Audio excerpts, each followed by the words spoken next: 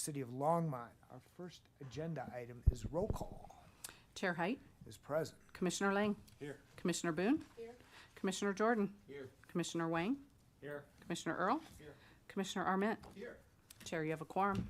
We have full suite of folks. The next agenda item is the City of Longmont's land acknowledgement statement, which is from the city and people of Longmont. We acknowledge that the city sits on the traditional territories of the nations of the Cheyenne, Arapaho, Ute, and other indigenous peoples.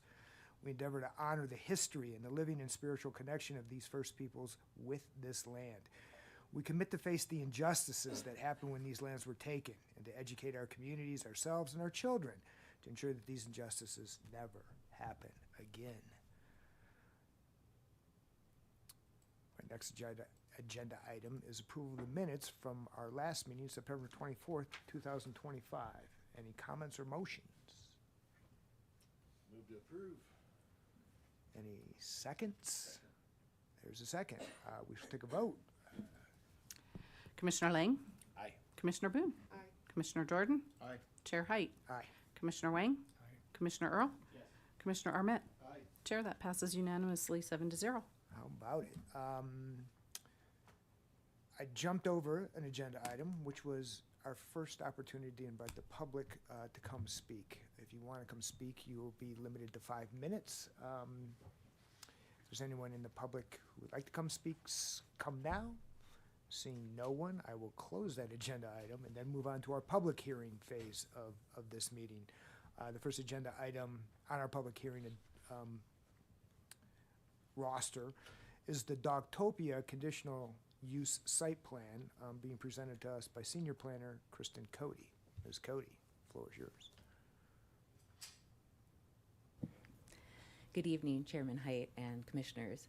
My name is Kristen Cody. I am a senior planner in Planning and Development Services, and this evening my presentation is for the Dogtopia Conditional Use Site Plan, which is located at 1020 Ken Pratt Boulevard and in the Safeway Plaza.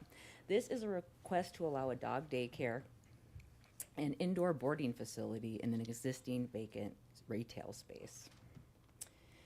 The site, as I said, is within the Safeway Shopping Center on the north side of Ken Pratt Boulevard. It's zoned mixed-use corridor, which allows this type of neighborhood service commercial use with a conditional use permit approval. The interior suite is approximately 5,541 square feet with an additional 1,295 square feet of outdoor play yards along the north side, which the Dogtopia team is proposing to construct. Dogtopia proposes to have up to 10 employees and can accommodate up to 92 dogs at full capacity. This is a depiction of the site. The existing space is currently vacant. The building is surrounded by other commercial uses within the center, including the Safeway grocery store, retail shops, a car wash, and service businesses. No residential properties are adjacent to this site. The nearest residential area is approximately 800 feet to the south, which exceeds the required kennel separation distance. The project proposes several exterior upgrades to adapt the existing tenant space to Dogtopia's operations. These include new exterior doors along the north wall for interior circulation and access to the outdoor play yards, the addition of an illuminated Dogtopia sign, which will be permitted separately, and some decorative planters with evergreen shrubs that will flank the storefront entry to provide year-round greenery and visual enhancement. This is a depiction of the proposed fenced play yard area. So the outdoor play yards will be fully enclosed with an 8-foot vinyl fence to ensure both visual screening and sound containment. Artificial turf will be installed within the play area to provide a low maintenance and durable surface. Additional planters will be included along the outdoor area to soften the appearance of the enclosures. And a new trash enclosure will be installed, which supports the city's universal recycling code and will be finished with matching materials that will blend into the existing facade. This is a summary of the review criteria in reference to this application. So it's LDC 1502055 and 1504030. Under Land Development Code, conditional use applications are reviewed for consistency with a comprehensive land use plan. the zoning district, and applicable standards. This proposal meets the kennel standards in section 1504030D2, which require outdoor play areas to be at least 500 feet from residential zones, and that all overnight boarding occur indoors. Dogtopia proposes to exceed the standard. The nearest residential area is roughly 800 feet south of this property. Dogtopia proposes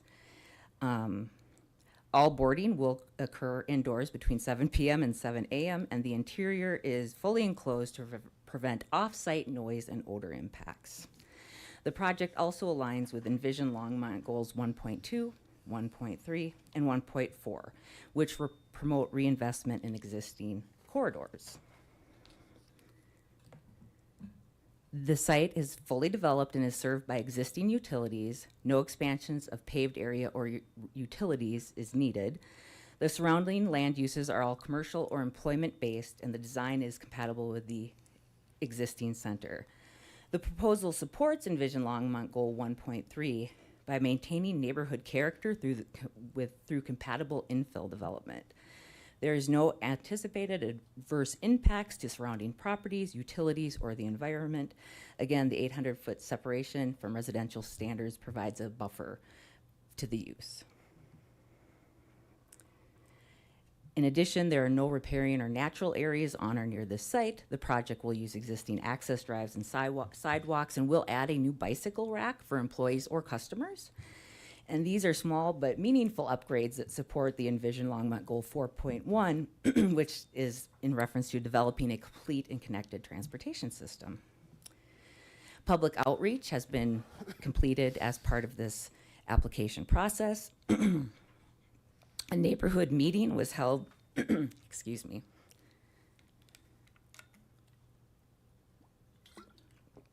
A neighborhood meeting was held in July of 2024, and notice of application was mailed in February of 2025. A final public hearing notice was mailed on October 8th. No written comments were received from members of the public at any stage of the process. Xcel Energy submitted standard correspondence, which confirms the presence of gas infrastructure, and reminding the applicant to contact Colorado 811 prior to any construction. Overall, there's been no opposition or concern expressed. All reviewing departments, including planning, engineering, LPC, and public safety, have completed their reviews with no outstanding issues. Existing utilities are active and adequate for the proposed use. Outdoor areas will use artificial turf and vinyl fencing to maintain a clean, quiet, and screened environment. Landscaping upgrades, including 14 planters, will enhance the visual appearance of the site, and no adverse effects from traffic, noise, or odor are anticipated, and the project strengthens the functionality and aesthetics of this established shopping center. The commission has three options this evening. One would be to approve the Dogtopia conditional use site plan. Two would be to approve the site plan with conditions. And three would be to deny the request. Based on the analysis and findings presented, staff recommends approval of the conditional use site plan, which is PZR 2025-12A.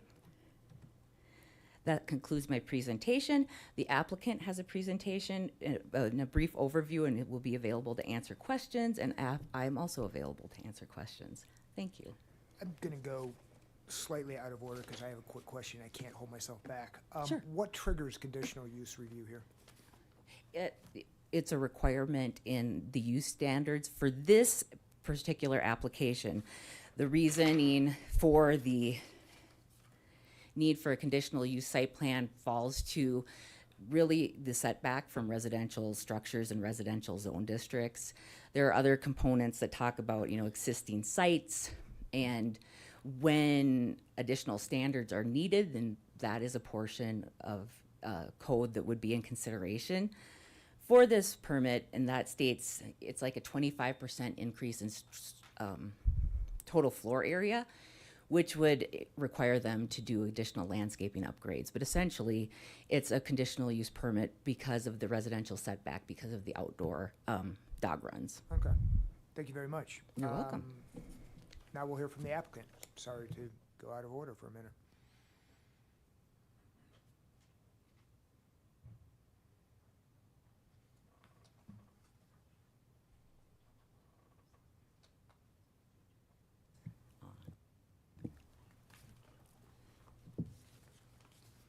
Hello.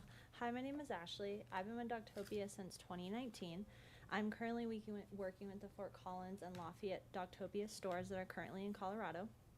Ashley, can I stop you for a quick second? Can you give us your full name and an address that we can identify you by? Ashley Lauren Todd, and then 2603 Arancia Drive, Fort Collins, Colorado, Thank you. 80521, if you need Sorry, that. and thank you very much. Yeah, no problem. So Fort Collins, one of the highest volume stores in the nation. We also train future franchisees. I train them throughout because we have great operations in Fort Collins, and Lafayette just won People's Choice Award for daycare and grooming in Lafayette. So that was pretty cool. So we hope to bring that to the love of the pups in Longmont. This is the proposed location, which you guys have already seen on the last slide. This is what it looks right now, the existing photos. And this is what we are wanting the internally and externally to look like. We have 3 indoor playrooms, a spa, a lobby, evaluation rooms. Evaluation rooms are where we do the meet and greet or the temperament test for the new furry friends. We have 2 outdoor areas that we will be adding, and we'll have the shrubbery around it and structures covering the electrical panel and the dumpster that is outside currently. But what is Doctopia? Doctopia is more than a daycare for your dog while you're away. We fixate on socialization, exercise, and education. We have open playrooms to allow pups to make friends with the same play style and temperament for socializing. We have canine coaches who are active in the rooms, encourage exercise by playing different games, interacting with the pups. We are also educating pups by teaching them how to properly play, meet different types of pups, and learning how to regulate themselves. So we're looking to make better canine citizens in the community. A big part of our day-to-day is operations. So most people want to ask, how do we maintain odor, noise, and our outdoor area? Odor is controlled by our strict cleaning protocols. We have the first in the nation of all the doggy daycares to make a platform. We have bioosmotic chemicals, also called Eliminator 222 Cage and Kennel. The Eliminator is actually safe enough for you to drink. I don't recommend it, but you can. That's how safe it is for the pups. And we're constantly cleaning. Right after the incident or anything that is happening, we're always cleaning. That is our number 1 priority, is the safety and cleanliness of our furry friends. Noise is controlled by canine coaches being trained now to manage volume in the playrooms. And also the indoor is designed for maximize sound containment. So when you walk around a Doctopia, you do not hear the dogs if they are inside. The outdoor area is also supervised and limited. We take them out throughout the day, throughout their playtime, but it is less time outside. We're constantly cleaning. Right when the furry friends come back inside, we use the same cleaner I mentioned earlier, the Eliminator, to clean to get any of that odor smell. So if you walk around an outdoor area at a Doctopia, it does not smell. And then just cute dogs that I figured you guys would like. But these are a few pups that are at our Fort Collins and Lafayette. We do grooming, Santa pictures, Halloween, outdoor activities, agility equipment, just furry friends. These are dogs that have been coming us for a couple years at the Fort Collins and Lafayette store. So they're cute. That's all I got to say. Any questions? Thank you very much. I'm going to move next, though, to the public portion of this, where it's a public hearing. The public is invited to speak. Then when that closes, I'll open it up to questions to you and the applicant and staff. Any members of the public like to come speak? I don't see anybody coming to speak. I will close that and then open it back up to the commission to ask questions of the applicant and staff. Or not, to comment. Sorry? I will recognize Commissioner Wang, I think. Hold on. I knew once how to do this. There we go. Okay. So I have a question about the outdoor play area. From the Planning and Zoning Communications, you've mentioned that based on the size and design of the play yards, sound filtration is not required. But during the application, the applicant review criteria, they mentioned that they're going to be putting in a filter sound system. So is that not going to happen or not? Our project engineer, Sam Lantinier, is here, and he can definitely address that question for you. Okay, and while we're waiting for him to come up, just a quick question, Ashley. With the outdoor play area, when you're cleaning up after the dogs, is it a spot treatment, like a spot cleaning with a rinse off, or do you spray the whole entire outdoor area at once? Like, how does that work with the water?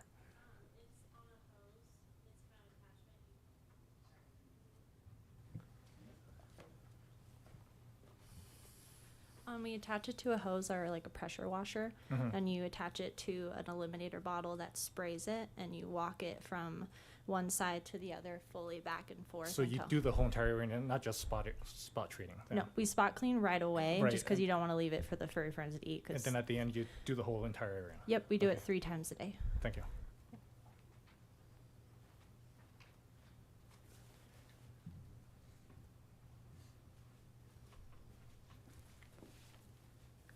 Good evening. I'm Sam Lanchinier. I'm a civil engineer with the city of Longmont. In short, they're not required to do any sort of formalized detention or water quality. They're not increasing the flows coming from the site. They're actually decreasing those. And their site is small enough to where they're not required to do water quality. They are going to be removing the concrete in place under the play yards and installing their turf so that it is only pervious, soil underneath it. So that way any nuisance flows from that fall into the play area will infiltrate rather than running off into the parking lot. Okay, and I guess according to the applicant, letter, they said they're going to put a concrete curb to contain runoff. Is that still going to happen too? According to the plans, there's a small lip around the area, so flows will be able to accumulate a little bit before they run off into the parking lot. And where do they drain to? I'm not entirely sure where the flows would go if they were to flow from the play area. If they stay within the play area, they will just infiltrate into the ground. But with the runoff, you're not exactly sure where it ends up. It would be into the surrounding parking lot and into any of the store infrastructure or into the green areas around the parking lot. Okay. But it's not anticipated to be any amount of flows in the minor event. Okay, thank you. I just wanted to point out because it seems like there's that little Delaware circle at the northeast corner of the parking lot, and it seems like every time I walk by there, there's like standing water, like a lot. So I'm just wondering if this is going to affect it and make that whole area pretty wet. I would not expect it to impact the volume of flows at all, given that it is reducing the imperviousness of the site by Okay. a small amount. Okay, thank you. All right, no problem. Thank you. Any other questions? Any proposals? Any motions? Commissioner Jordan, hold on. I motion we move to approve the conditional site use plan. Which one? The- PCR The 12A? A, yeah, let's do A. That's the one I'm motioning. Unless there's more discussion. Fantastic. Is there a second? Second. And Commissioner Earl has seconded. Any further discussion? Anyone? Shall we take a vote? Commissioner Lang. Aye.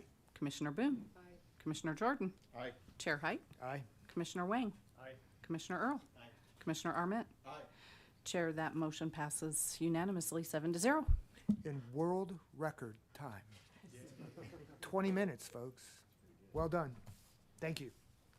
I have to read one more thing, which is that, so this is agenda item 7A from the October 22nd, 2025 meeting, the Dogtopia Conditional Use Site Plan. There's an appeal process that I need to announce. This item now enters a 7-day appeal period. During this time, any aggrieved party may appeal the commission's decision by submitting a written appeal letter stating why the Planning and Zoning Commission's decision should be amended or reversed by City Council. All appeals must be in writing and must be received by the City Clerk's office and the Planning Office within this 7-day period. The appeal period begins tomorrow at 8 o'clock a.m. and ends Wednesday, October 29th at 5 o'clock p.m. Thanks again. moving on to my next agenda item. I can get back to it. Which is item 7B, which is the 105 South Sunset Connect Church conditional secondary use site plan being presented to us by Principal Planner Nathan Jones Meyer. Mr. Jones Meyer, the floor is yours. Good evening, Commissioners. Thank you for introducing me. My name is Nathan Jones. I am one of the principal planners here at Planning and Development Services. The item I'm presenting tonight is a conditional secondary use site plan for a proposed religious assembly use. The property is located at 105 South Sunset. The image on the right-hand side of the screen is an aerial image of the site. The red star indicates the approximate location of the proposed use. Property is zoned non-residential primary employment, and the existing use is office warehouse use. As I mentioned just now, the proposed use is a religious assembly. According to the Envision Longmont Comprehensive Plan, the future land use designation for this site is primary employment. The primary employment future land use designation is really intended for larger scale employment generating type uses such as manufacturing, warehousing, modern office space, and research and development. Although accessory and secondary uses that support employment generating uses are also encouraged under the comprehensive plan, and those include uses such as the assembly use that's proposed here. But generally speaking, they would normally kind of include restaurants, professional offices, and it specifically calls out screened outdoor storage. In line with the comprehensive plan, the property, as mentioned, is zoned non-residential primary employment. The image on the right again shows the general locations of the zoning district. So the red star shows the location of the property. You'll see that it's in a darker gray area as opposed to some of the lighter grays that surround it. That's the boundaries of the zoning district for the primary employment zoning district. Existing uses in the area generally comprise of office warehouse uses. There are some light industrial uses in the area. There are also some medium industrial uses in the area. There are private and vocational schools, which are very similar to assembly type uses. And under the non-residential primary zoning district, the assembly use is permitted as a conditional secondary use. The areas around it are mixed use employment, so that's that lighter gray area. Off of Francis is the mobile home, property zoned mobile home, residential, and then the blue along Rogers Grove and the St. Vrain Creek, that's all zoned public. The area in white, just adjacent to the property, is outside the city limits. So this is an already developed site. It was a site plan was approved for the site in 1996, and I stated here in the slide that it was approved in conformance with the code and standards that were in place at the time. We had different code standards that applied in 1996. Then in 2025, our most recent land development code was adopted in 2018. But that said, the existing site was developed in conformance with all the standards that applied to it at the time, and it was designed primarily for office and warehouse type uses. The interior consists of several suites that can be partitioned and kind of redesigned to accommodate different tenants. The image on the right-hand side of the screen shows the aerial view of the existing structure. You see it's a U-shaped structure surrounded by parking area. There is some minimal landscaping that was required as part of the approved site plan as well. And there are 2 access points onto South Sunset Street. Here we have the approved exterior elevations. So it's a pretty typical office warehouse type design. There are some primary entrances along the eastern and northern elevation, and some loading bays that were approved for the rear side of the structure. Here is a Google image of the existing site. You can see, according to this Google image there, it was constructed in conformance with the actual site plan itself. And there are some existing trees, some existing landscaping. Those trees are pretty mature at this point. At the time of this image, the parking, as you can see, was a little faded. The ADA striping wasn't necessarily to current code standards, but that is sort of a dated image. The proposed improvements here are internal improvements only. So Chair Height asked about what triggers conditional uses and conditional use site plans in the earlier presentation. In this case, typically if this was a use that was allowed by right and wasn't a conditional use or a conditional secondary use, this type of request would only have to go through building permits. So they would submit a building permit for an interior finish out to reallocate or to renovate the interior of the site. And because they're not proposing any external improvements, there'd generally be no site plan review. But what is triggering this analysis again is the use itself. So the question is whether or not an assembly use at this location and within this site meets the intent and standards of the comprehensive plan and the land development code. But here again, you see sort of the floor plan of the proposed assembly use inside. It's on the northeastern side of the building. Consists of suite C, G, and HI. I believe their total area that they're looking to occupy as a assembly use is approximately 9,200 square feet. The overall structure is approximately 3,600 or 36,000 square feet. So here I just summarized the applicable review criteria. There are no approval criteria specific to conditional uses, so these are the approval criteria that would apply to all development applications. So I'll just go down the list here. I've summarized the staff findings, but outline those in the staff report. Happy to come back and answer any questions that you have about that after the fact. But for the first one, staff did find that the use specifically is consistent with the goals of the primary employment future land use designation and the intent of the primary employment zoning district by adding additional supportive use that is of a general benefit to the public. The staff found that the request complies with all applicable city standards. As I noted above, they're not proposing any external changes. They're not proposing any changes to the parking lot or access. There are no increased utility requests that are either necessitated by their use or that they've requested. So staff found that it complies with this review criteria. Additionally, staff looked at how this use compared to surrounding uses. Assembly uses are generally compatible with other office type uses and school uses. So we found that it was compatible with the surrounding land uses. Again, because the site is built out, we did not find that the assembly use was going to negatively impact surrounding properties or the natural environment. There were no riparian or natural areas present on site. And again, we found that because it already has existing access to the transportation system, that there is appropriate multimodal access and connections at the site. There are specific review criteria that do apply to secondary uses, however. So we have the three approval criteria listed here.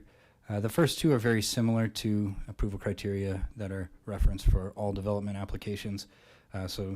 Again, here we found for the first one that the proposed use is of a scale and design that is compatible with surrounding uses. For the second one, we found that the use is consistent with the goals of the envisioned Longmont comprehensive plan and the intent and purpose of the zoning district.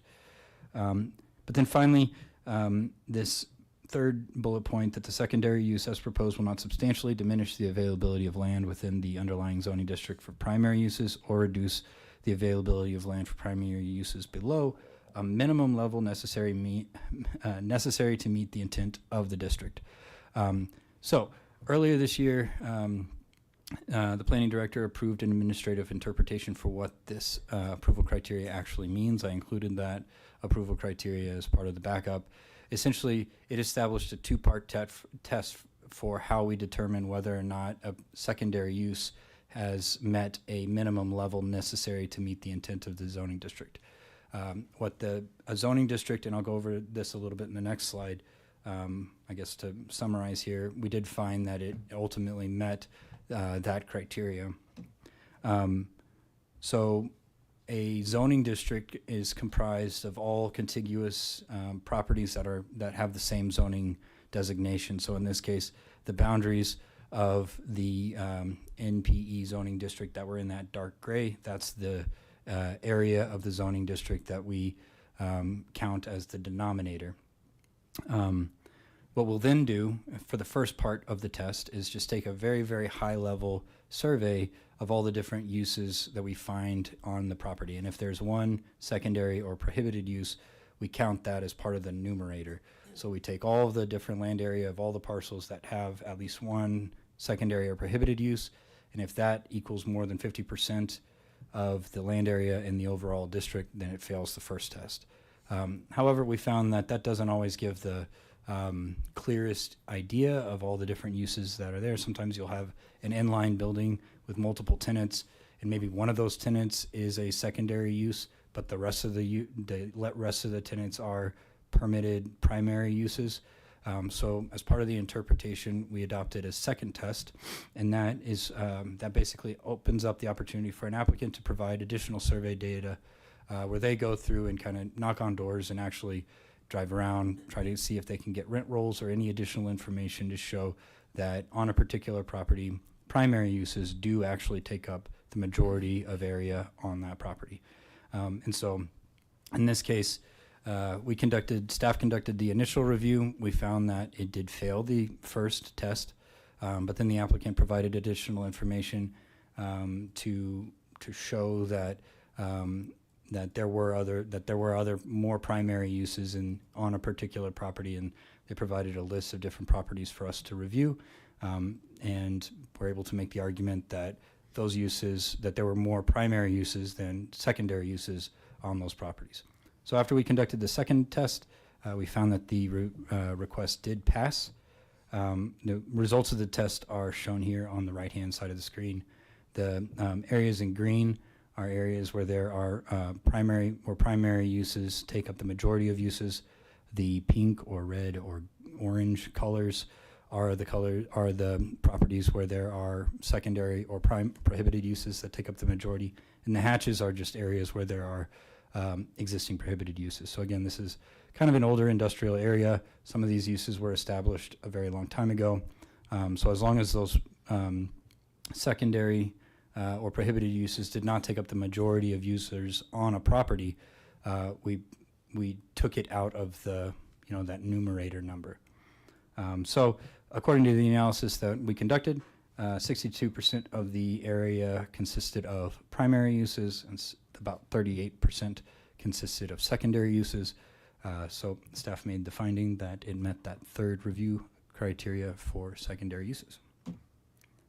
In terms of public outreach, this is a major development application which requires a neighborhood meeting. That neighborhood meeting was conducted on May 29th. We sent out notice of application on October 10th and notice of public hearing on October 8th. You'll notice a little anomaly there. That's due to me. I was not very clear in when different notices needed to be sent out. So the notice of public hearing was actually sent out before the notice of application.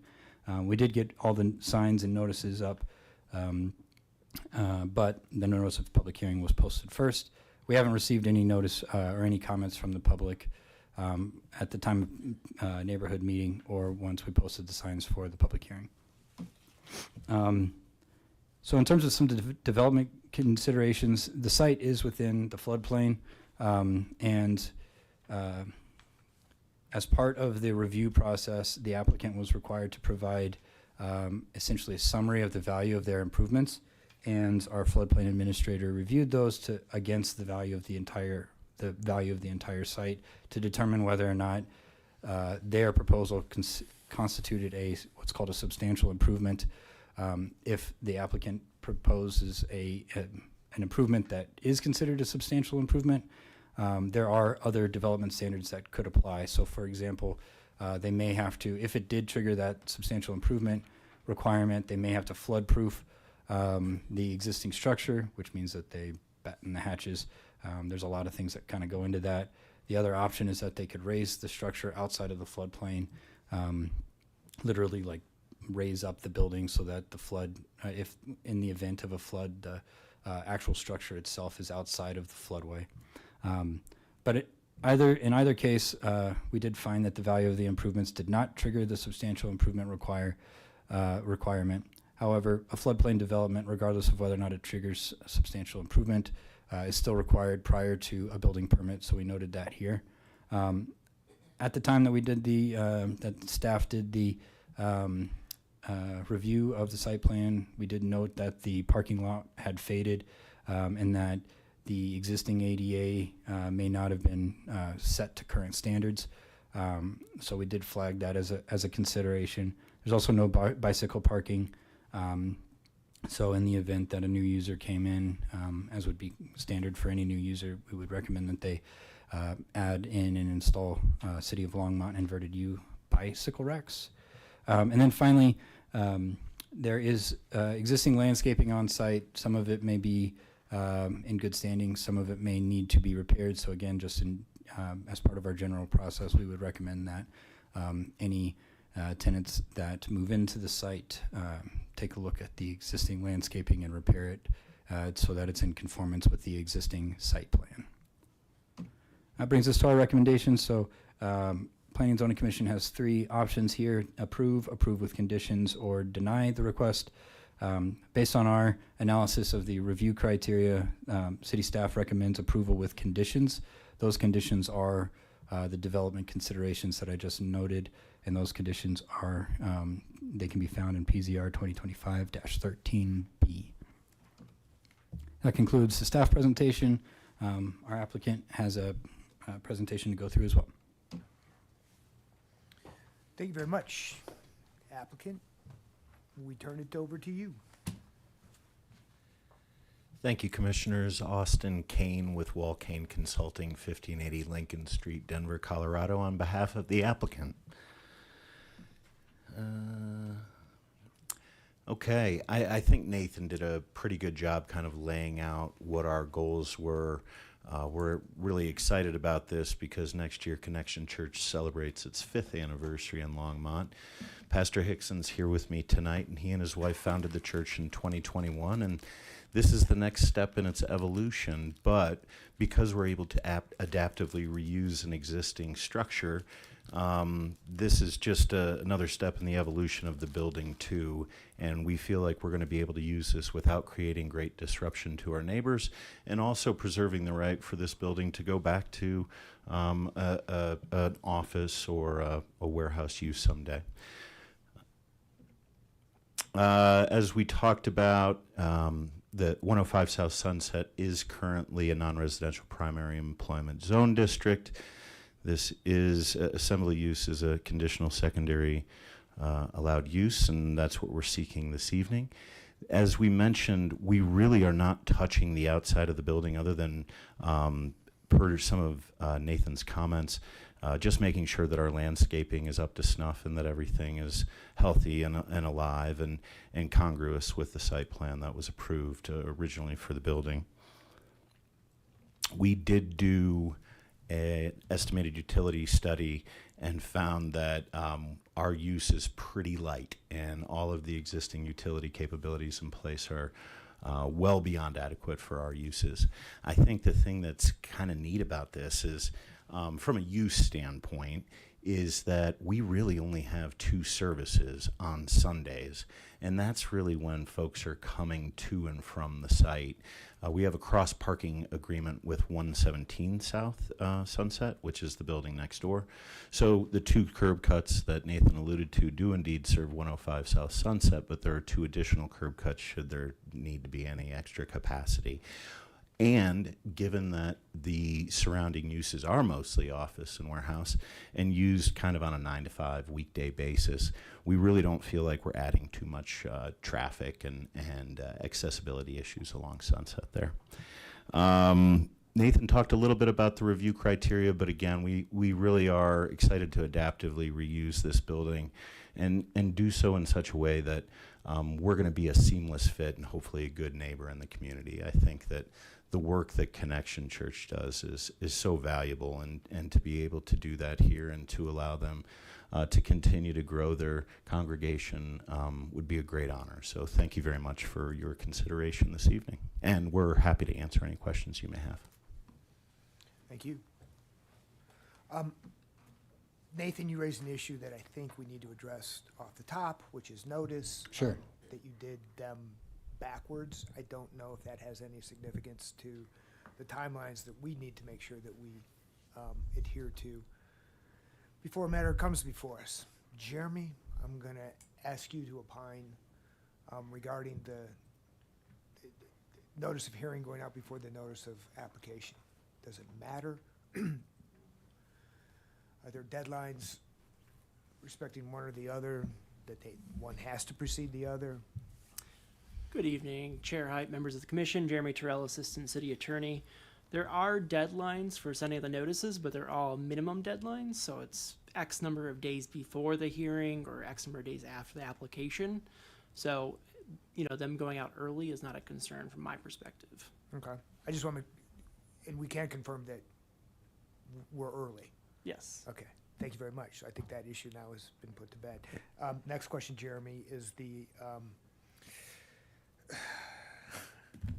religious land use and institutional processes, RLUIPA statute, federal statute that says,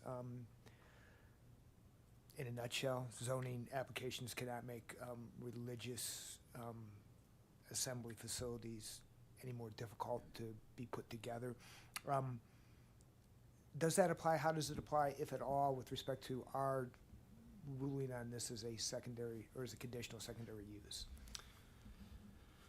Excellent question. Again, Chair Height, I would say that RLUIPA, or the Religious Land Use Institutionalized Persons Act, isn't a consideration for the Commission tonight.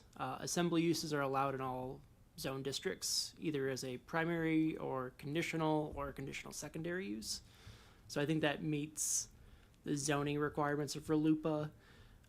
To the extent the organization was seeking administrative modification of some sort of standards or something like that, that could be done administratively through director's approval based on our existing code. We're not seeing that here. It's just the matter of the existing structure, or it's just a matter of the change of use with an existing structure. So I think the city is within its right to request certain standards be met, and if the applicant had a religious objection to those standards, they could raise it with the director. So I don't think that's a consideration for the Commission tonight. Okay. I do note that our land use code 1502-080 subpart 5 provides that we can't consider RLUIPA or any type of religious use in an area where it's banned, and that is not the situation at all. This is an assembly use as a secondary use in an existing existing zoning district. Correct. Nathan, my next question goes back to you, which deals with the secondary use analysis, or the I guess written interpretation standards that came out in January. Thank you for bringing that to our attention. It's the first time I've seen that, even though it's been around for, I guess, 9 months, which is, what is secondary use? And as I understand the test that the city's adopted, it's two-part. One is straight number of parcels. Secondarily, you'll look at it by square footage. Is that a good shorthand way to think of it? Yes. I can continue to ask the question. Do we need to open do the public hearing before we Yeah, you're right.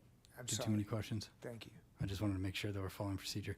I will hold that question and go back to the public hearing. This is 2 meetings in a row where I've done this. This is a public hearing. The public is invited to come speak and testify to the extent that they have anything to add. I don't see anyone in the audience of the public. So having opened that phase of this hearing, I will now close it and go back to my question. Perfect. I'm very sensitive about that after. Well, you're Nowadays. you're very astute to be sensitive.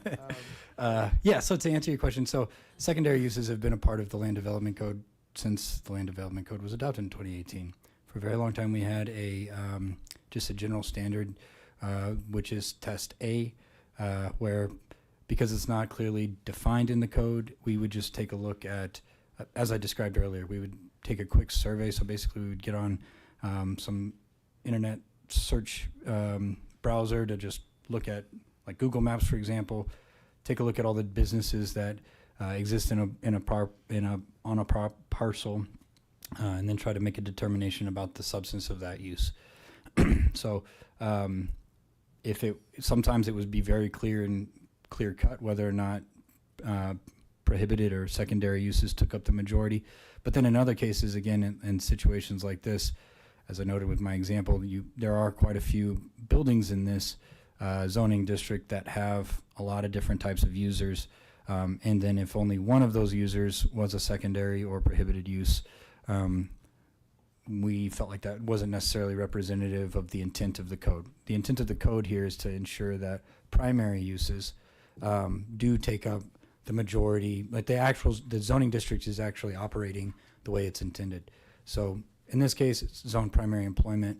The intent of the primary employment zoning district is to incentivize and create places for employment generating uses. So an assembly use is not generally associated with an employment generating type use, like a large manufacturing facility or a large office complex. So the code was again designed to say that secondary uses should not take up the majority of that land area. But like I noted, it didn't really specify how. I appreciate that. Let's delve into the specifics of this particular one. I think your page 11 in your materials that we looked at tonight identified the zoning district and showed, I think, the number of parcels and then color-coded certain areas. Oh, my slides? Yeah, your slide, page 11. Or maybe it's not page 11, slide 11. Sure. Deck card 11. That's a zoning district. Mm-hmm. And the hatch, it's not the right way. There are different properties identified within there. Yes.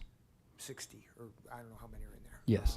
And the secondary use analysis here would have failed because there's too many non-primary uses going on in the district. Yeah, so for the first test, when we just did the high-level summary, and that one, also the standard is if there's at least one secondary or prohibited use, the whole area of the parcel is considered being used as secondary.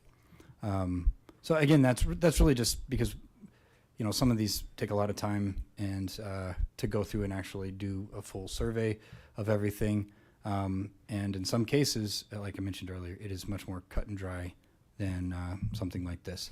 So yeah. You did the secondary analysis where you looked at, I guess, square footage of certain of these lots? Yep. So for example, the inline buildings here, the applicant went and did additional survey. So they went to the different property owners and tried to either went to the property owners themselves or pulled data from the county clerk's office to determine which different users are in a particular building, what the square footage of those uses, like how much of that use consists of the building. So is it 50% of the building? Is it 60% of the building? Is it only 10% of the building? So they went through, created a spreadsheet where they listed all the different properties, listed all the different uses within those buildings, and then provided us with square footage numbers to show whether or not those secondary uses or primary uses were the majority of uses within a particular structure. Great. And then I wanted to follow up with one more thing. The Sure. uses that were prohibited, how did they factor in? Did they come off the bottom and the top, or We just treat them the same. We treat the two secondary and prohibited uses the same. as the same? Yep. And the intent there is, again, to say that it's primary uses that are the most important thing, right? And either secondary or prohibited, kind of both of them operate, they create the same impact. They take away from land that can be used for other primary uses. So for the purposes of the analysis and part of the interpretation was that we would treat both primary and secondary the same. We did note them here just because, it is important to note which uses are no longer allowed and where they're located at. This is a map that I asked our GIS analyst to produce. We're always tinkering with how best to present the information. So I would expect these kinds of exhibits to evolve over time based on what is helpful to be able to best tell the story of what the analysis is here.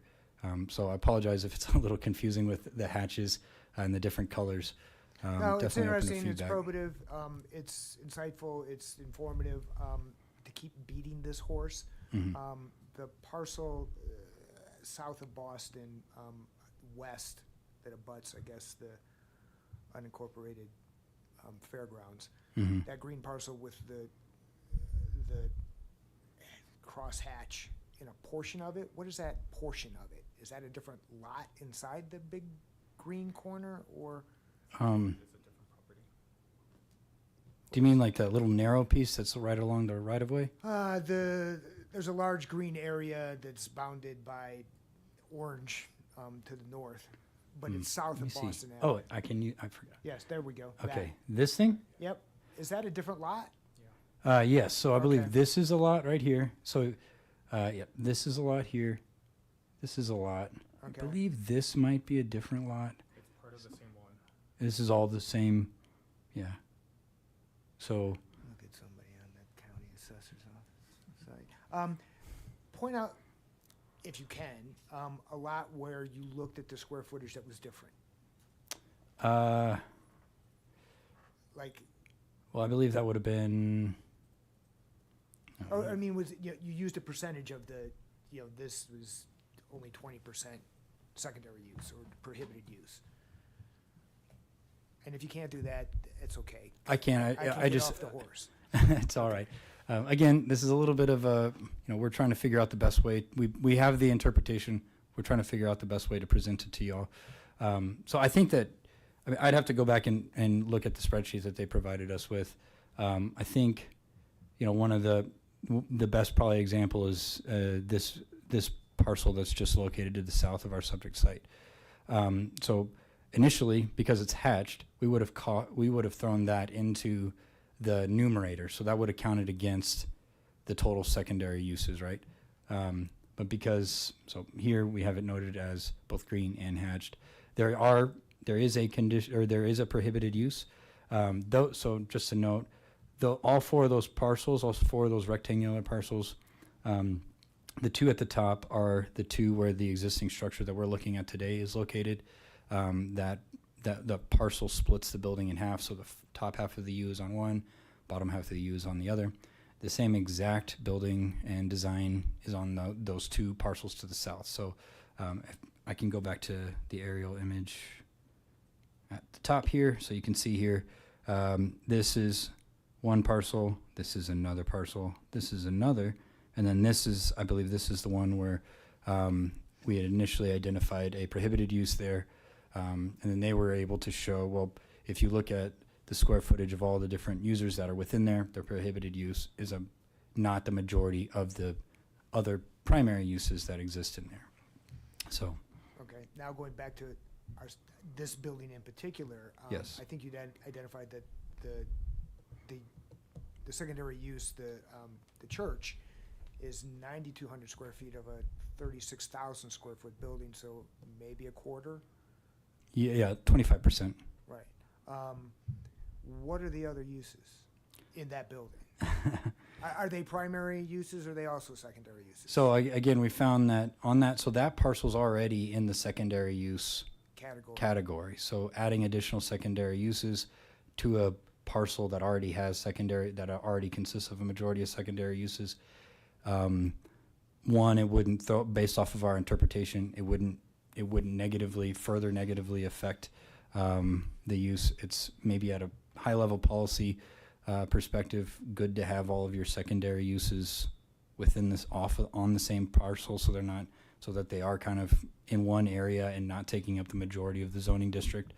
But that's a policy decision that maybe others should make.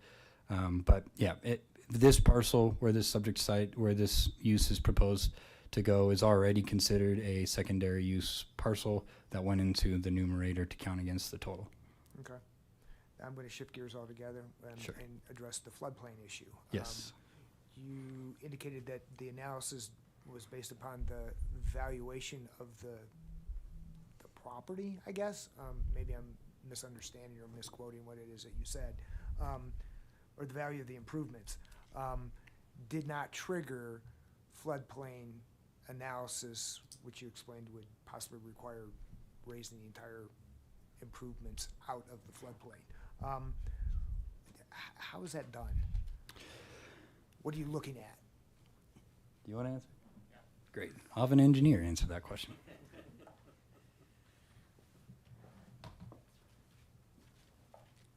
Good evening, Commissioners. I'm Sam Lanchinier, civil engineer with the City of Longmont Public Works. Essentially, the level of improvement that is needed for a building to become considered a substantial improvement and need either elevation or flood protection would be 50% of the value of the building. I'd like to emphasize this value of building, not value of apartment or unit. In this case, they turned in valuations. The work is estimated at about $225,000, and the building is estimated at about $6.4 million. Their improvements come to about 3.5% of the value of the building, so they're well below any sort of substantial improvement So threshold. that's what you're looking at, the value of the improvements to this particular project versus the overall. Yes, building the cost value. of work versus the price of the value of the building. Okay. Great. You know, I appreciate that. I'm going to shut up now and recognize Commissioner Jordan. Thank you, Chair Height. Sorry, I'm beating that horse again, because it's still not quite making sense to me. Nathan, if you wouldn't mind, could we go back to the plot, the green and the pink? So the first thing I want to do is understand the math a little bit better. Were you saying that when we take a look, is it square footage or lots, where we say the majority has to be primary? So because I'm hearing a lot of different things of, well, we have some secondary usage on one lot, but the majority is primary, so we're counting that green. But then are we looking at total square footage over the entire zoning district? I mean, can you walk me through that a little bit more? Yeah, so the denominator of the percentage is the total land area of the zoning district. The numerator is the total land area of parcels that have predominantly secondary or prohibited uses. Okay. And on this map, the hatching is prohibited uses? Those are the locations of where there is a prohibited use on site. So again, if there's a prohibited use and it's green, we made the finding that there was a prohibited use on site, but that use did not constitute the majority of the uses of that parcel. Okay, and then that's through what's that, throwing me. I feel like you got to either, for future reference, it would Sure. be nice to at least, I don't speak for everyone here, but the way my brain is working is you grade each lot based on your finding. It's Sure. either going into category A, B, or C. Thank you. Otherwise, it's because I look at all the hatching here and I'm thinking, well, I don't see how that's secondary. You know, if we say everything that has prohibited uses on it, then that doesn't look like we're going with the primary. But if it's a square footage issue, that's fine. I'll move on past that dead horse, unless other people have questions on it. My question was was on the traffic side. And I understand the applicant has said that they were kind of like, in shifts, so to speak, that, on the weekend is when we see the spike in traffic. I've seen in other secondary use things that have come through the commission, there's been traffic studies and identification. We say it's multimodal, but where are the multimodal points here? And did we need a traffic study for this? I mean, I'm not quite sure. We referenced scale on the... I think it is the review criteria. That's number one. What is this? What is the scale that would trigger this? I mean, how did we evaluate that? I'll defer to Sam again to answer the question about the traffic impact. Again, for existing built-out sites and for projects that are proposing internal renovations only, if they're required to if they were able to just go to building permit, I don't know off the top of my head if we would require a traffic impact analysis or a traffic impact statement. The assumption is that and again, Sam can correct me if I'm wrong, but the site was designed initially, when it was initially constructed, it was designed to accommodate for all the traffic impact that it could possibly produce over time. So, I mean, those buildings look like they were manufacturing buildings at some point. I mean, that's a little different than a place of congregation. sure. I would think that there could be a lot more traffic, but just for a shorter window of time, and I'm wondering how that factors in.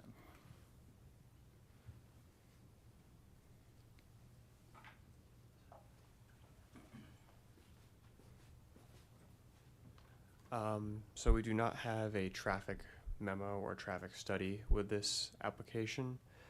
They do note, in their cover letter that they do have a cross access and parking agreement with the adjacent site.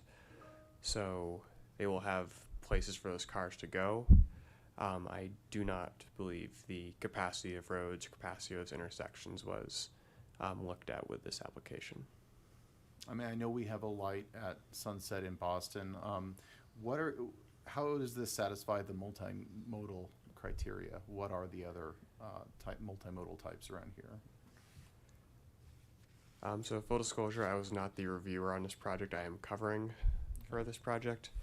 I do not know that multimodal was reviewed for this project. Was that looked at? by Would you? Nathan or Austin, the applicant, would anyone be able to cover that? Yeah, so obviously that review criteria consists of several different factors. When I did the analysis specifically for the multimodal piece, there are different trails, sidewalks, pedestrian facilities in the vicinity of the area, so we counted that as multimodal. That's slightly different again than like a new development that would be like a greenfield new development for a new building. In that case, we have multimodal standards that might apply. In this case, there are multiple ways to access the site that are not just vehicular access. So that's how we made the finding that there are existing multimodal facilities. Maybe they're not, maybe they're not like active bus lines that are there. But there are different trails, there are different sidewalks, and then there is vehicular access with the two actual access points onto the site. Okay. Do we have, and maybe this is more for the applicant, because I understand a traffic study wasn't done. Austin, would you be able to talk to, like, let's just say, you guys are super successful and you're getting all the attendance that you ever hoped for. You have a couple services on Sunday. How many cars, assuming that, most people are probably going to be driving? I understand some people could bike, some people could walk, but assuming that most people would be driving, how many people are we talking about here? Rather than misspeak, if it's okay, I'd like to invite Pastor Hickson to come up and answer that question. And as the pastor comes up, I would say that most of the other uses in this little complex of these two buildings are kind of office flexi type uses. So I kind of liken it to the mullet of commercial space. You've got the one part up front and another part in the back that's a little bit different. But we do believe that it would be, if you use kind of a metric of 5 people or cars per 1,000 square feet leased, we do think it'd be less than that, but I'll let Doug speak to the potential capacity. Thank you. Thank you. Let me understand your question specifically. I understand what you're about. Pastor Hickson, I'm going to stop you first and ask you to introduce yourself. You bet. Doug Hickson, 2289 Spotswood here in Longmont. So, Thank you. yep, you bet. My question is to try and understand what the potential impact would be in terms of number Sure. of cars cycling in and out during, a couple services on Sunday. And I understand that the square footage is around 9,000 feet or something. Yeah. So we're not talking about a massive, like a stadium, but I'm wondering, what would you expect if, you achieve all your goals of? Sure. Yeah. Currently, I would say, I think our number's around 2.6 people per vehicle. So we're going to limit the code is going to give us a seating capacity that's going to limit us probably in the 200 range. And so I'm not really good at math at this late at night, but 200 cars or people? people. Okay. Yeah. So I think that there's between the two complexes, there's plenty of parking there, and that is going to be divided. And I'll tell you about church. People don't want to sit by each other, so 200 seats in a room usually means about 60% of that is about what the average is. So even though the seating capacity may be higher, the actual attendance is usually lower than that. So we're not talking a 10,000 seat type situation. That would be a miracle from God. And as a All right. pastor, I'll put that into context. I think that answers my question Sure. about scale and Yep. transportation. Thank you, Pastor. Okay, you bet. Do you have more, Commissioner Jordan? I do not. No, thank you. Commissioner Wang? Hi, Nathan. Hello, Commissioner. Going back to the primary, secondary use, I have a question. So if a lot is not developed, that defaults automatically to primary because it has the potential to become primary. Correct. Is that correct? Yeah. Does the developability of that particular lot, should that preclude it from the calculations? I ask because just to the west of the site is a 12-acre lot which consists of ponds. Mm-hmm. Is that developable?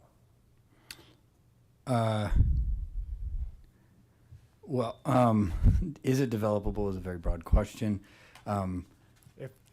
If they're not going to be putting commercial on in the middle of a pond, or could they drain it for the use of it?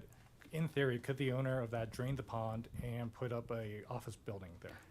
So I'm going to make some assumptions as well. We'll assume that it's not like a city pond or like a recreational pond that could never be redeveloped. It's owned by some company in Yeah. Greenwood Village. So as long as that pond is not some sort of detention, it operates as some sort of detention facility for the overall area, and that there's no other site constraints. If there was some sort of a development agreement, or if that parcel was part of, initially part of some other greater development that required it to operate as a drainage or detention pond, if those things don't exist, then yes, that site, if the property owner decided to drain it and turn it into a buildable area, it would be subject to all of our development standards. As part of the development review process, the applicant would have to propose uses and then a site plan, and then we would go through this whole analysis again if they're proposing uses that were considered secondary. Have you looked into the story behind those two ponds? Are they part of a detention pond? Do you know if they were? I mean, I don't think that's part of a riparian area, right? Because you did not consider that as riparian. So I do not. When our environmental reviewer looked at it, they did not note that as a riparian area. I did not look at the history of that pond or whether or not there are any existing constraints on it. okay, I'm just wondering if that is a detention pond and it can't be built upon, then should that be precluded from the analysis of the secondary use? When I looked at it again, I treated it as just an open space area, or I'd have to go back and look at the use table again to see. But again, I didn't consider it to be part of a different type of use. I just made the interpretation that it was a use that was a permitted use, which would have been like an open space type use. An open space for you would default to primary. Yes. Okay. But again, if it were ever redeveloped for any reason, similarly, there's a Fairgrounds. Yeah, that's this one right here. But then this goes out a bit, right? Yeah. Okay. Sorry. I was going to say, there are several parcels within the zoning district that have redevelopment potential. Mhm. So again, as that redevelopment occurs, they'll propose uses. We'll conduct a secondary use analysis based off of the existing interpretation and determine whether it would meet. But we do take it at time of application, or we do the analysis at time of application. I believe we've historically made those, I don't know if it was codified as part of the interpretation, but we typically, those secondary use analysis generally are active for about 6 months after we conduct the analysis. So if we, for example, if we hold a pre-application meeting and somebody proposes a use that is a secondary use, we'll throw it into the secondary use, because once the assumption is that they have, if they are able to move forward with a site plan that meets our standards, then that area could potentially be redeveloped as a secondary use. But we hold those secondary use analyses for about 6 months. And then if a development application were submitted outside of that 6-month time frame, we would just have to redo it and then take a survey of the uses again. Okay. Thank you. Come on, Secretariat. Commissioner Earl. Thank you, Mr. Chairman. Nathan, I'm going to stick with this topic, but Sure. I'm actually not going to ask you questions. Okay. I was very confused looking at this map in the packet, and I really appreciate you talking through it and explaining it, because I'm comfortable with the way you're doing the calculation. I'm comfortable with the math, at least as the the code interpretation lays it out. What I'd like to do, and this will be really quick, is if you're presenting something like this in the future, I think what would be helpful is to see something like this GIS map for both the test 1 and the test 2. Okay. And distinguish. The prohibited really threw me off. Okay. Because I started trying to add up the percentages of 43% plus 62 plus 37, and that just broke my brain. Mm-hmm. So no, I get how you're doing it. I appreciate Commissioner Jordan's comments on that as well, and I like that you guys are showing in this way. I appreciate it. I just think a little refinement would make that clearer for us. Thank you very much for the feedback. And to Commissioner Wang's point, the lake is actually fascinating. Yeah, it's 12 acres. Yeah, it's 12.34 acres. If I'm doing my math right, that puts the secondary at 47% if you considered it secondary. Yeah. So you still meet the 50% threshold. Yeah, I did the quick math too, and Yeah. it still fits under 50. So. It's weird, but I question whether that's primary or secondary, but it doesn't matter for the overall stake. But I appreciate you presenting it this way and appreciate the taking the feedback. So Yeah. Thank you. Thank you. Thank you very much. Are there any other comments? I'm sorry, Commissioner Lang. Lang. Pastor Hickson, Mike, is it active yet? Oh, Did I turn it on? I'm sorry. There you are. You guys are on Nelson Road currently. How many seats you have in there approximately? Okay. Sorry, I don't mean to make you get up. I'm happy to get up and sit down. for a Okay. while. Yeah, we have So- about 80 seats in our current facility, yes, sir. Does it fill up? It is full. It's full. Okay, cool. We run 2 services now out of that one. Okay, good deal.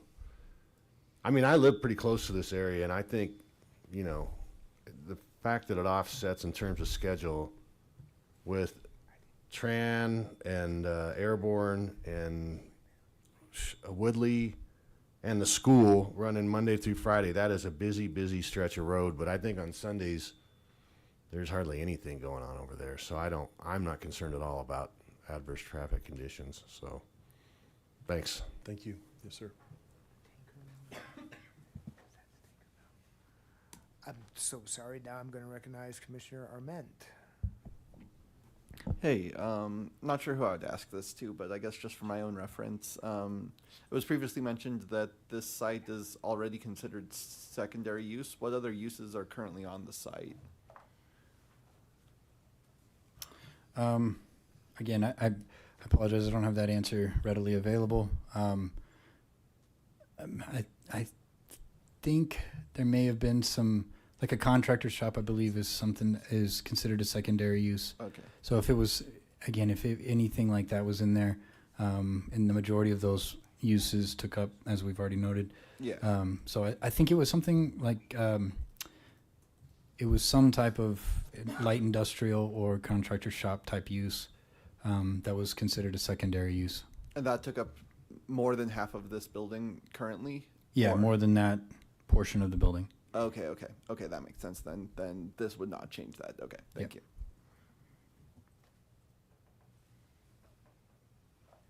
All right, I think I trumped somebody. Do you want to get back in queue? Any further discussion, questions? Come on, Commissioner Booth, come on. I'm sorry. Commissioner Earl, back. Sorry, very brief again. The staff has recommended 4 conditions. Sorry, Nathan. More question actually for the applicant. Is the applicant happy with those conditions? Are you happy to comply with those conditions? Do you have any objections to what staff has proposed? No, they all seem reasonable to us, and we actually already did restripe the parking lot. And so we'd want to make sure that your staff has plenty of time to check that out to make sure that we did that properly. But it's our intention to honor each of your requests. Thank you. I mean, Mr. Chairman, I'm prepared to make a motion, but certainly don't want to cut anyone else off if anyone wanted to have another comment. Hold on one second. I apologize, because I think I have a question.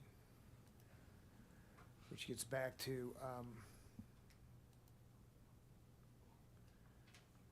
the conditionality of the conditional approval that I think you're going to move for, which is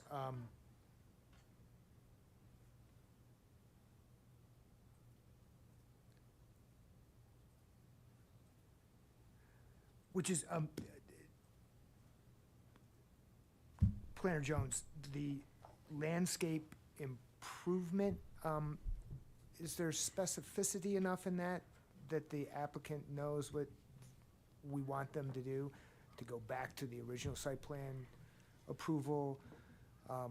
As I recall, looking through your materials, and now I can't find it in the, is it 13B that you're looking at? Yeah, the conditions aren't in there. And what are you? Oh, and the PZR. The PZR, yeah, 13B, the conditional approval for improving landscape, seems awfully broad to me. Is there any specifics that the city's looking for? Yeah, that we would recommend that the condition be that the any basically, as I noted in the development consideration slide, I think I noted that in my staff report with the actual language itself. I didn't include it in the PZR because of my understanding that if you all add additional conditions in addition to the staff conditions, or edit those or amend those in any way, we'll go in after the meeting when we're finalizing everything and actually write in what the final conditions are. But just to note, we would require that it be brought into conformance with the site plan. The site plan does indicate the location of various trees and shrubs across the site. This is a SNP right next to it, and if you pull up the site plan that I included in the backup material, you can see the actual type of trees that are required to be included. So we would just conduct an inspection as part of the building permit review. We'd go to the site, walk the site, and ensure that the trees are all in good health, that any required shrubs, as noted on the site plan, are there. If there's any landscaped islands, and again, there's not many, and most of the landscaping is there, but we would want to do a final review prior to building permit, or final inspection prior to building permit, just to ensure that any landscaping that is on the site that was required as part of the site plan is healthy and in good condition. Back to the original site plan. Mm-hmm. That's the standard. Mm-hmm. Appreciate that. Thank you. Back to Commissioner Earl. Thank you, Mr. Chairman. I would move that the Planning and Zoning Commission approves PZR 2025-13B to conditionally approve the conditional secondary use site plan with the conditions. I assume I have to read these out since they're not in the PZR. You do. The conditions that are in the staff report, which is 1, the applicant shall maintain the existing building and landscaping in accordance with the approved site plan on file for the subject property. All existing landscaping shall be repaired, replaced, or updated as required by planning to ensure compliance with the original site plan approval. 2, that the parking lot must be restriped to meet current ADA requirements. 3, a City of Longmont inverted U bicycle rack shall be installed on subject property. And 4, a floodplain development permit shall be required prior to any certificate of occupancy. Thank you very much. Is there a second? Second. Commissioner Lang seconds. Any further comment, questions, debate? Seeing none, I will move for a vote. Commissioner Lang? Aye. Commissioner Boone? Aye. Commissioner Jordan? Aye. Chair Height? Aye. Commissioner Wang? Aye. Commissioner Earl? Yes. Commissioner Armet? Aye. Chair, that motion passes unanimously 7-0. Congratulations, thank you. So I gotta read this appeal process announcement. So agenda item 7B, 105 South Sunset Conditional Use Site Plan has been approved. And this item now enters a 7-day appeal process. During this time, any aggrieved party may appeal the commission's decision by submitting a written appeal letter stating why the Planning and Zoning Commission's decision should be amended or reversed by City Council. All appeals must be in writing, must be received in the city clerk's office and in the planning office within this 7-day appeal period.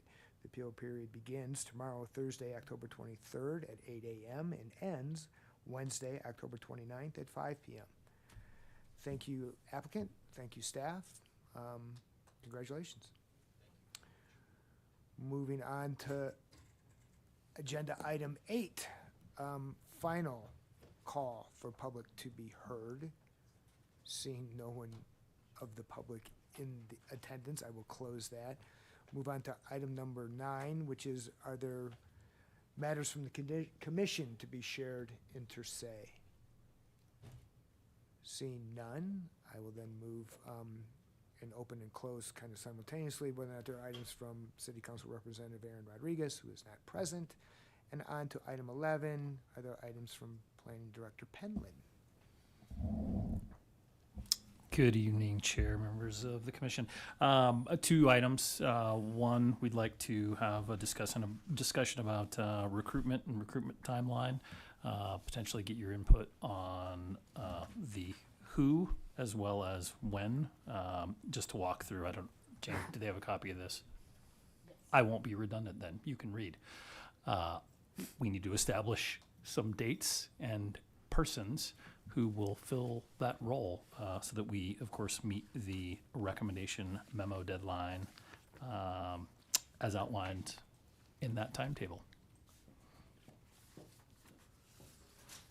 Thank you very much. And that is, recruiting is open until 2 days ago, 3 days ago, 17th. It is closed. It is now closed. Do we need to reopen that, or do we have all the applicants that we are going to get? That's done. We have applicants. Okay. So we need folks to, I guess, volunteer to interview. And then we need recommendations presented from those interviewers. Council interviews, city council interviews, based upon our recommendations. Can you rephrase? I'm not sure I caught the question. December 6th, you're saying that the council interviews our recommendations?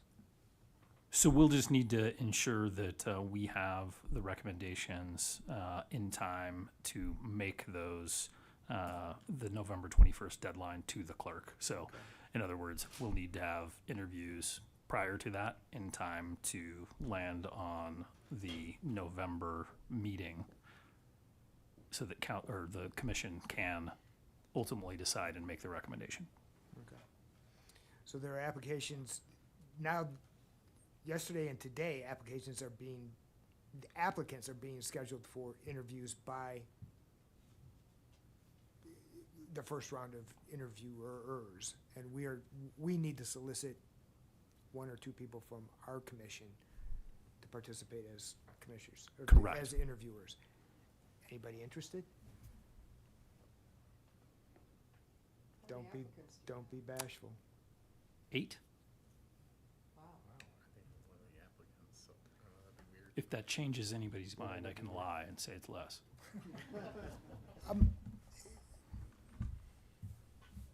I did it last year. We did it over a couple of days. It wasn't terribly painful.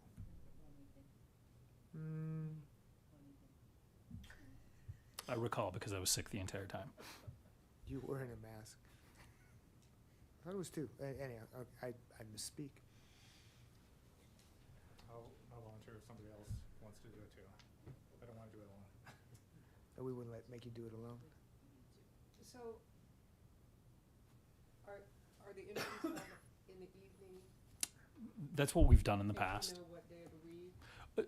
That's one of the questions is, one, what works best for the participants?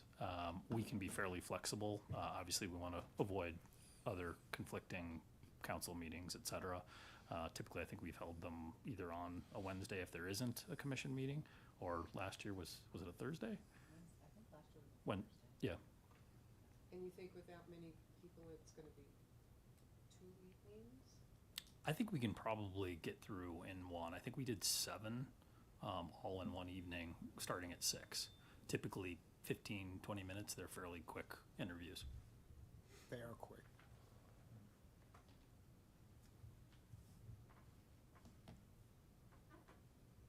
Is anyone throwing their hat in the ring? I already did. We just need somebody else. I'd be happy to volunteer for interviews. No, I'm talking about, I'm sorry, to be interviewed, as an applicant. That's what I meant. Are there any applicants you're looking for a full Yeah. seat? Oh, no. You're not? No. I thought you were talking about who wants to interview. Yeah, but then I asked awkwardly, is anyone an applicant? That's why I'm not volunteering. I asked very awkwardly, are there any applicants who therefore wouldn't appropriately serve as an interviewer? And Yeah. you want 3 people? 2 people. I'll I'm happy I'll to. do it. The availability is really messy in November, so I've got like 1 or 2 days, so I could be a backup if necessary. You know what, I can't do it because of the November 2021. I mean, that whole thing, I'm gonna be out of the country. So I guess. And just to clarify, most likely the interviews would need to happen either next week or the following so that we can actually finalize, get back to the commission. The participants of those interviews would then present to this commission to make a decision and a recommendation to council at the next commission meeting. So it would most likely be either next week or the following that the interviews would need to occur, if that's helpful. As I remember, it's been a while since I've been interviewed. There's a set list of questions. Correct. Yep. Right, it's 4 or 5 questions of each applicant. Yeah, I'll do it if we can wrap it up before November 20. But I think that's what Glenn's saying will happen, Yes. because we do have to present back to the commission mid-November. Right, Yeah, what's our drop dead deadline? I guess would be the 21st, it has to go to. So, yeah, so when is our November meeting? November 19th is our meeting. The packet would go out and I would need to have it on the agenda. I wouldn't actually send out anything formal in the packet as far as the recommendations go, but it needs to be on that agenda that'll come out to you all on the 12th. So we want these interviews done ahead of that. Plus we have a holiday in there and November 4th and November 11th. So those are a couple days that we're trying to avoid, Election Day and Veterans Day. So kind of trying to avoid those days or even those weeks, but Which is a Monday and a Tuesday. they're both Tuesdays. If it's either November 5th or 6th, Wednesday or Thursday, I can do an interview, but that's the only 2 days I can. You're a tough one. And that's in the week that you want. But I'm just throwing it out there, and I don't care if I am or not, but I'm happy to. Do we wanna have 3 interviewers such We that if? can't, right? That would be an open meeting then, correct? It only has to be 2. Okay. I defer to Commissioner Root if you'd like to. I mean, Sure, I'll do. realistically, we're looking at next week. I haven't seen the applications yet. I haven't talked to the applicants to see, I'm hoping we can get them all in one night. I have, It's probably, We did it last year. We just rolled them through pretty quickly. Yeah, a couple hours we knocked them out last year, so, not literally, but got through them all. Commissioner Poland likes that kind of stuff, so he might. Commissioner Lang, are you interested? Next Ah. week is gonna be hectic. I don't think that would work great. All right. All right, so, we have one. I can't do it, so we'll ask Commissioner Poland. I can certainly reach out to Vice Chair Poland and see if he's interested, unless, Well, I mean, I don't want he to. would be a better choice, I think, and if he doesn't wanna do it, I can do it. Okay. No, no, no, you're the second. We also You have would- Commissioner Saunders also, Oh, who, that's right. What is the scope of these interviews? I vaguely remember my interview, but like, Yeah. yeah. Pretty short, like 15 minutes. Right. Pretty quick. Are you Yeah. interested and Like 40 qualified? questions. I'm just not, I'm not sure what we would be doing. What would be my responsibilities if I did sign up? Are we just asking questions or? There, yeah, you're looking at the 8 applicants and hopefully finding 2 or 3 of the better ones to recommend to the council to be appointed. we have scripted questions that you ask. Oh. Just run through a script of questions, Okay, yeah. the script, the question Yeah. for our script, okay, Yeah. That's good to know. That was my main concern, is Yes. Mike is probably gonna wanna do it if he's available, don't you think? Probably. I'll reach out to him, and if he is available and wants to do it, I'll let y'all know. How many seats are open? 2, Okay. Mine and yours and Commissioner Popkins. Hopkins, yeah, that's right. You wanna select your Yeah, you should select your replacement. successor, correct? It's a whole new regime. Succession. Succession, right, I'm not planning on succession. I can't do it next week, so it takes me out, otherwise I would love to.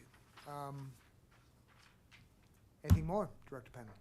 The only additional thing I had was to, one, note that we will definitely have, I say definitely, we will likely have an item that is probably going to draw interest, a preliminary plat in November.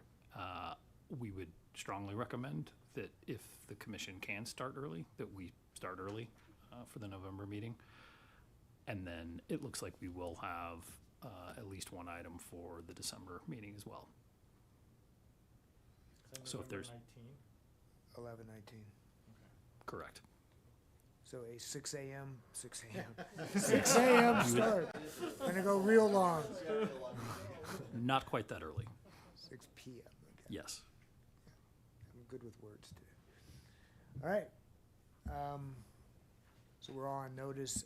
I will leave it to you and Jane to propose officially an early start. Anything more? I will adjourn this meeting. Thank you all.